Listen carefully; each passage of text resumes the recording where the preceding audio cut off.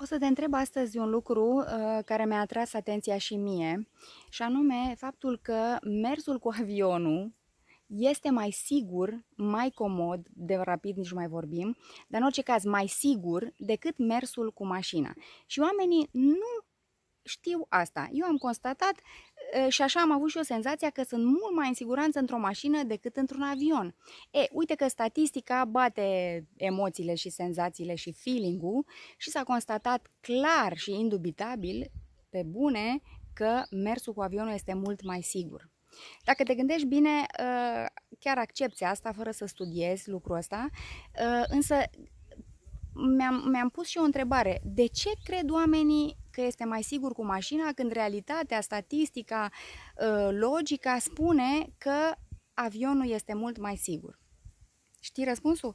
Uite că nu l-am știut nici eu, dar l-am aflat. Răspunsul este pentru că oamenii nu cunosc lucrul ăsta. Deci nu știu, deci nu au studiat, nu s-au documentat, ei merg după feeling. Și când mergi după feeling, câteodată e bine, câteodată nu e bine. Câteodată intuiția îți spune bine, câteodată nu-ți spune bine, dar oricum faptele vorbesc. Și atunci nu mai bine crezi statistica, nu mai bine crezi statistica și toate studiile care s-au făcut, pentru că așa este. Uite, eu sunt în Delta Dunării și mă bucur că nu trece nicio barcă cu motor. Am mai făcut azi un video și mă bucur că e liniște, cu toate că e Delta Dunării și este un canal destul de, n-aș zice, nici mărișor, nici prea mic. Este trafic. Este trafic. Nu am studiat chestia cu barca și cu vaporul, dacă e mai sigur sau nu, dar acum vorbim de mașini și de avioane. Deci, repet, mersul cu avionul este contrar tuturor așteptărilor și senzațiilor tale, mai sigur decât mersul cu mașina. Unde vreau să ajung cu întrebarea asta?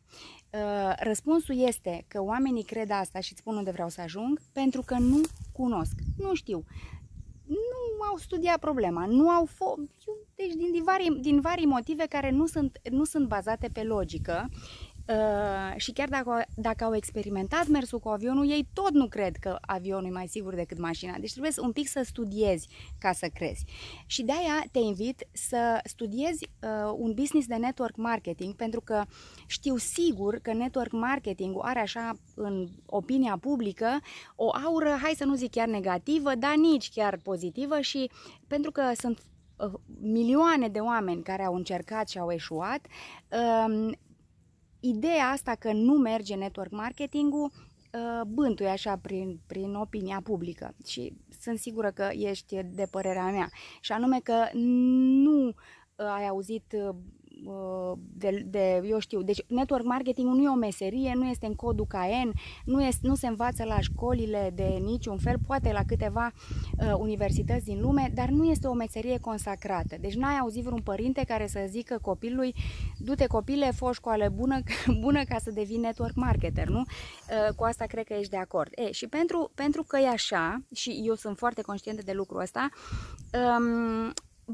vreau să te îndemn să începi să studiezi, să cunoști și să nu mai emiți, adică să nu te bazezi pe cine ce zice sau pe renumele mai bun sau mai puțin bun al network marketingului în opinia publică.